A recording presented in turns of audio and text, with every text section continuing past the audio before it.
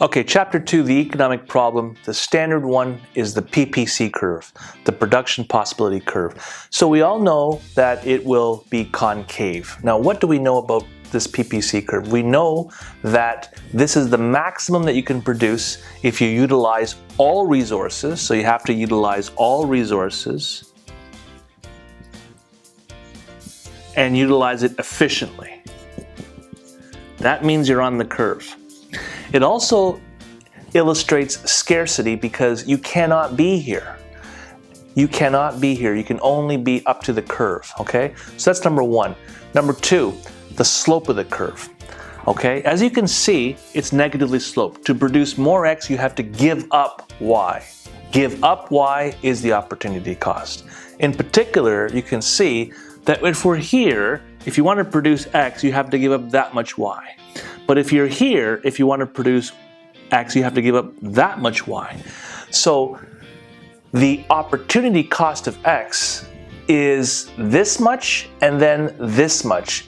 It's increasing, okay? So write that down. Slope is the opportunity cost of X, and the opportunity cost of X is increasing. That's why it's concave, because the slope rises as you produce more X.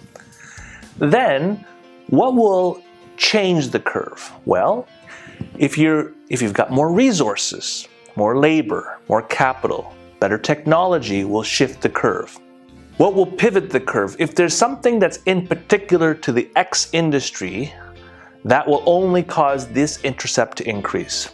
So if you can produce X more efficiently, then this will increase, but this won't change. So the shift into the curve implies more resources or implies more efficient use for both products. The pivoting, the change of only one intercept, implies an innovation in only one industry. Let's take a look at a question from the past test. It reads like this.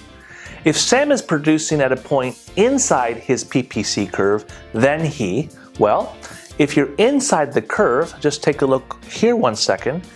This is inside the curve, right? We'll call it point A. Can you be inside the curve? Absolutely. And if you are, it looks like this.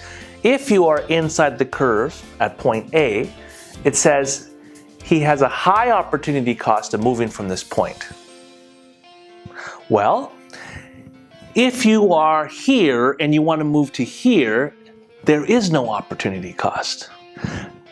Versus if you're on the curve and you want to produce more, you have an opportunity cost. You have to give something up. So A is wrong. B is fully utilizing all resources. That's obviously wrong because you're not on the curve.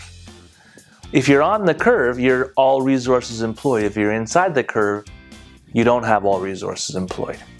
C, it can increase the production of both goods with zero opportunity cost. That is correct.